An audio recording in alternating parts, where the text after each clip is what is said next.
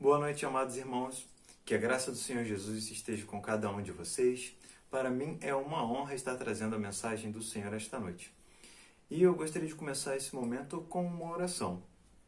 Pai, graças nós te damos, Senhor, por mais um dia de vida, mais um dia que nós podemos nos achegar à sua palavra. Que o Senhor possa falar aos nossos corações através da sua mensagem, Senhor. E que o Senhor frutifique através das nossas vidas.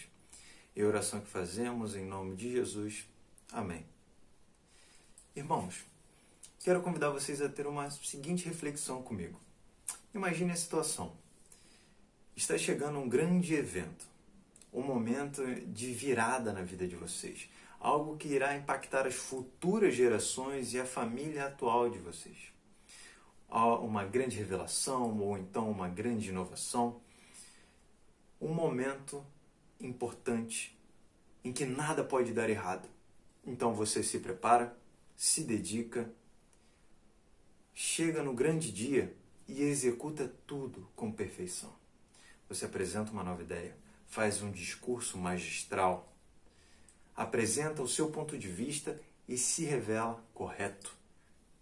Então, o que esperamos a partir deste seguinte momento? É claro, que as pessoas recebam a nossa ideia e que a nossa vida seja impactada positivamente. Mas, ao invés disso, as pessoas recebem o seu discurso com apatia. Nada na vida de ninguém muda por causa daquilo que você falou ou pelo aquilo que você revelou. E ainda mais, as pessoas que estão erradas, estão divulgando ideias erradas, ficam com ódio de você e querem a sua cabeça. Diante desse cenário, o que você pensa? Meu Deus, por que nós estamos passando por isso? Por que eu estou passando por isso se eu executei tudo com tanta precisão? Se eu fiz tudo aquilo que me foi pedido? Senhor, o Senhor me abandonou, o Senhor esqueceu de mim. O que me resta agora é colher os frutos amargos de consequências ruins e injustas que vêm sobre mim? Bom, foi exatamente o que aconteceu com o profeta Elias. Quando ele derrotou os 450 profetas de Baal no Monte Carmelo, o povo não ouviu. E ainda mais, Jezabel ficou furiosa com ele. Bom, acompanhe comigo a palavra do Senhor em 1 Reis, capítulo 19, e vamos ler dos versos 1 ao verso 18. E a palavra do Senhor diz assim: Acabe contou a Jezabel tudo o que Elias havia feito e como havia matado todos os profetas à espada. Então Jezabel mandou um mensageiro a Elias para dizer-lhe que os deuses me castiguem se amanhã a esta hora eu não tiver feito com a sua vida o mesmo que você fez com a vida de cada um deles. Elias ficou com medo, levantou-se e para salvar a vida se foi, e chegou a Berseba, que pertence a Judá, e ali ele deixou o seu servo.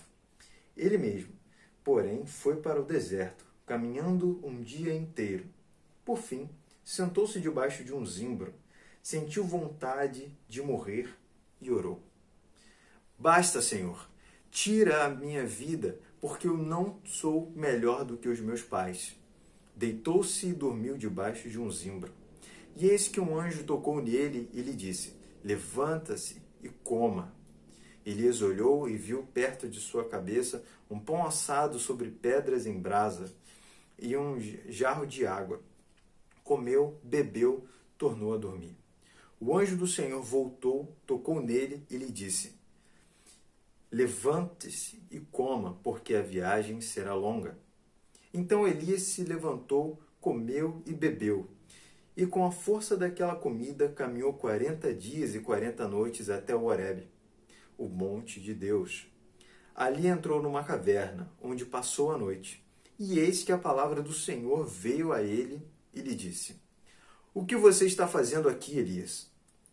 Ele respondeu: Tenho sido muito zeloso pelo Senhor, Deus dos exércitos, porque os filhos de Israel deixaram a tua aliança, derrubaram os teus altares e mataram os teus profetas à espada. Só fiquei eu, e eles estão querendo tirar-me a vida. Então foi-lhe dito: saia daí e fique diante do Senhor no monte. E eis que o Senhor estava passando em um grande e forte vento, fendia os montes e quebrava as rochas diante do Senhor. Mas o Senhor não estava no vento. Depois do vento houve um terremoto, mas o Senhor não estava no terremoto. Depois do terremoto veio um fogo, mas o Senhor não estava no fogo. E depois do fogo veio o som de um sussurro suave. Quando Elias ouviu isso, cobriu o rosto com o manto e, saindo, pôs-se à entrada da caverna. E eis que uma voz lhe disse: o que você está fazendo aqui, Elias? E ele respondeu: tenho sido muito zeloso pelo Senhor Deus dos exércitos, porque os filhos de Israel deixaram a tua aliança e derrubaram os teus altares, e mataram os teus profetas à espada. Só fiquei eu. Eles estão querendo tirar minha vida. Então o Senhor disse a Elias: vá, volte ao seu caminho para o deserto de Damasco. Chegando lá, unja Hazael como rei da Síria. Unja também Jeú, filho de Ninsi, como rei de Israel. E Eliseu, filho de Safate de Abel-Meloá, como profeta em seu lugar. Quem escapar à espada de Hazael, Jeú o matará. Quem escapar à espada de Jeú, Eliseu o matará. Também conservei em Israel 7.000, todos os joelhos que não se dobraram a Baal, e toda a boca que não o beijou. Palavra do Senhor, irmãos. Neste impactante texto, nós vemos e sabemos da imediata história depois do que Elias fez.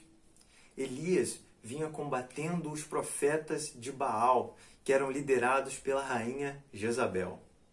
Estes profetas que introduziram o paganismo dentro da nação do Senhor e se proliferaram. E através disso, através desse embate, Elias foi personagem de cenas muito impactantes na guerra contra falsos deuses. Em um desses eventos, Elias orou e houve uma seca longa de 2 anos sobre Israel. Em um outro momento, um momento muito impactante, Elias desafiou os profetas de Baal, que estavam matando, perseguindo os profetas de Deus. Desafiou eles a um desafio. Um desafio para provar qual Deus era o mais poderoso. E Baal foi derrotado pelo Senhor. E esses 450 profetas foram mortos. Depois disso, Elias orou e chuva voltou a cair sobre Israel. Então, o que é de se esperar? Que o povo se arrependesse dos seus pecados e volte ao Senhor. Mas não, pelo contrário. O povo parece que nem percebeu as maravilhas que Deus fez através de Elias. E Jezabel, com raiva por ter perdido seus profetas, persegue Elias. E Elias está a ponto de morrer. Elias está a ponto de morrer. Todos estes acontecimentos pelos quais Elias foi personagem revelam o poder de Deus diante das nações estrangeiras, diante de falsos deuses. E ali nós vemos um povo apático. Vamos imaginar então nós, se na igreja atualmente falsos deuses estivessem entrando dentro das nossas congregações, roubando a adoração que é justa e merecida apenas ao Senhor dos exércitos.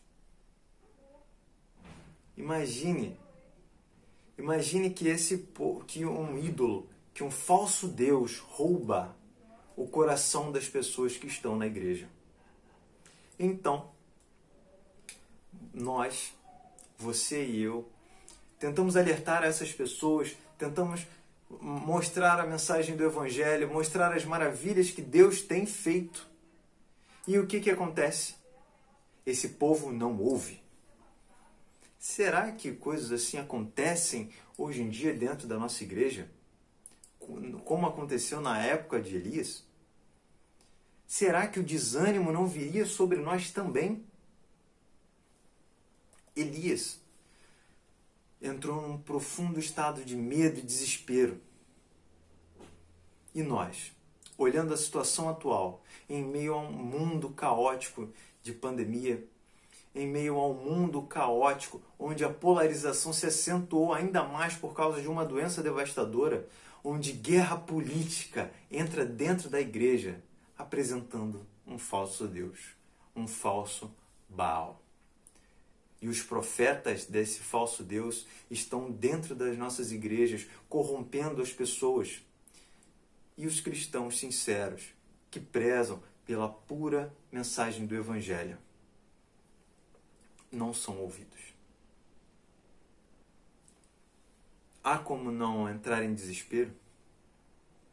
Onde pastores são perseguidos, líderes são perseguidos, cristãos sinceros são perseguidos por falar contra esses falsos ídolos, que é o dinheiro, que é a política, que são as ideologias. Onde pastores tiram a própria vida por desespero.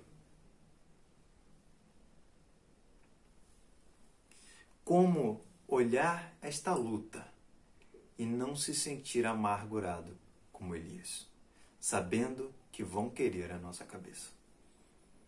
Bom, a mensagem de hoje é sobre esperança, é sobre consolo, é sobre preservação.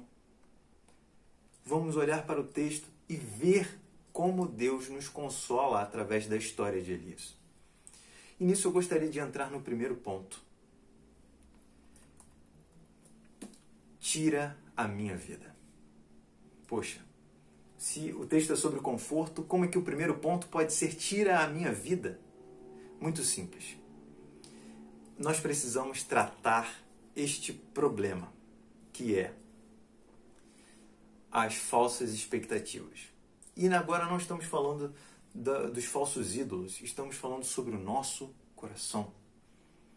Sobre nosso coração colocar falsas esperanças ou esperanças na hora errada. Foi o que aconteceu com Elias. Elias estava tão certo de que o fogo descer do céu e o extermínio dos profetas de Baal trariam o povo de volta para a fé, que quando ele percebe que isso não acontece, ele entra em depressão. E ainda mais, fica com medo. Por quê? Porque ele estava confiando nas ações que Deus mandou ele fazer e não confiando no Deus que guia as ações. As expectativas erradas são a raiz de muitos dos problemas de ansiedade, de desgosto, de desespero que nos abatem na nossa caminhada cristã. Porque nós queremos coisas fora do tempo de Deus. Deus nos comissiona, mas é Ele quem faz a ação ser efetiva. Elias olhava para a história de Israel e via Deus agir por meio de Moisés no Êxodo, com o mar abrindo, com 10 pragas, com maná caindo do céu, com coluna de fogo, com manifestações poderosas que trouxeram a tábua dos 10 mandamentos. Elias tinha isso em mente. Ele lembrava da história de Josué destruindo Jericó, quando orando e o sol parou para que o exército pudesse vencer. Davi vencendo Golias. Várias vezes que Deus livrou de maneira poderosa Israel da mão de inimigos estrangeiros, e agora Elias achou que não seria diferente. Mas quando ações poderosas aconteceram e resultado nenhum apareceu, Elias se desesperou. Porque as expectativas dele não estavam no momento de Deus, e sim nas ações que ele fazia. Nesse primeiro momento, a gente deve olhar para o nosso coração e pensar: Senhor, estou com as expectativas ajustadas? Por que eu me angustio? Por que eu fico ansioso, receoso? Será, Senhor, que eu deposito a minha confiança em Ti? ou confio nos atos que eu obedeço? Bom, se olhando tudo isso, vem para nós esse sentimento de depressão, se nós agimos na igreja e a igreja não responde, ou então se nós ensinamos nossos filhos e eles não correspondem, se ensinamos nossos jovens e eles não correspondem, nós devemos olhar para outro momento nesse texto, quando Deus diz: o que está fazendo aí Elias? E é nesse momento que nós entramos no segundo ponto, onde nós vemos o Senhor fazer uma pergunta de relacionamento. Muito mais do que uma ordem, muito mais do que um inquérito, Deus quis se relacionar com Elias perguntando: Elias, o que aconteceu para você estar assim, Elias?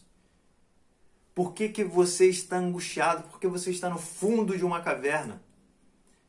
E Deus olha para nós através das Santas Escrituras, através do sacrifício de Cristo Jesus, e Ele fala: meu filho, você é meu filho. Por que está aí? Deus quer um relacionamento intencional com seus filhos, assim como Ele quis com Elias. E nós somos esses filhos. Se o mundo cai ao nosso redor, se a igreja parece estar perdida em idolatria, se o mundo parece prevalecer com as suas ideologias perversas sobre o povo santo de Deus, é nesse momento que Deus olha para nós e pergunta, olha para nós no nosso desânimo e pergunta: por que está aí? E Ele nos ouve. E Ele quer nos ouvir, irmãos. Deus anseia por nos ouvir, por se relacionar com a gente. Não devemos esquecer do que o Senhor nos disse em Mateus 11. Venham a mim todos vocês que estão fracos, cansados, sobrecarregados, e eu os aliviarei. Se o Deus que nos comissionou nos vê em uma situação triste, uma situação depressiva, Ele quer se relacionar com a gente. Ele quer ouvir os nossos problemas. Ele quer tratar o nosso coração para nos dar ânimo. E assim nós podermos seguir adiante.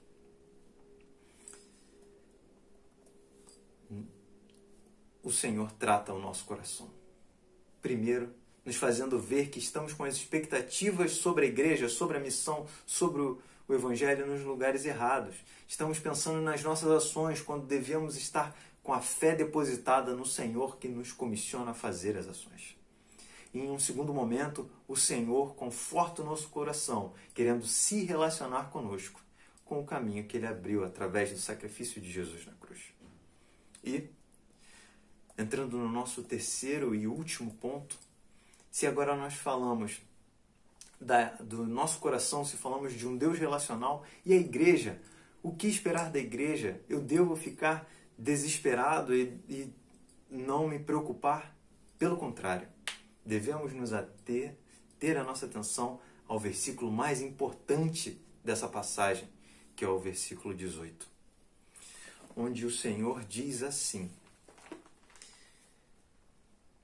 também conservei em Israel 7.000 todos os joelhos que não se dobraram a Baal e toda a boca que não o beijou.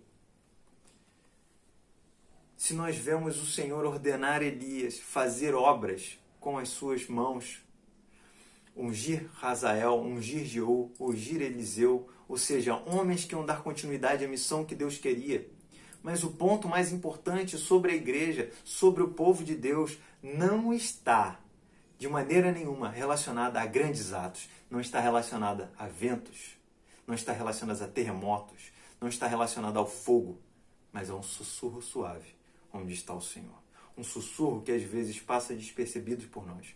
A esperança de que a religião verdadeira se mantenha pura em meio a toda essa idolatria e todo esse caminho desvirtuado que temos visto, é que o Senhor preserva joelhos e lábios que não se dobram aos falsos deuses.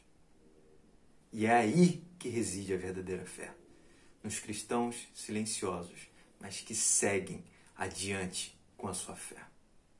Essa é a nossa esperança, irmãos. Tendo a expectativa ajustada, tendo entendendo sim o Cristo, o Senhor da cruz, que nos consola, que leva os nossos fardos e está pronto para se relacionar conosco, também devemos entender que a igreja é a missão dele. E ele preserva a igreja para que santos homens e mulheres continuem fazendo a missão, mesmo que silenciosos, mesmo que perseguidos, mas fazendo a fé prosseguir. E o que nós guardamos para nós, irmãos, é que o Senhor, sim, e que no Senhor nós sejamos contados como esses 7.000 joelhos que não se dobram a Deus nenhum, que não seja o verdadeiro Senhor dos exércitos. Que Deus possa confortar os nossos corações com essa palavra. Agradeço a oportunidade. Que Deus abençoe a todos. Amém.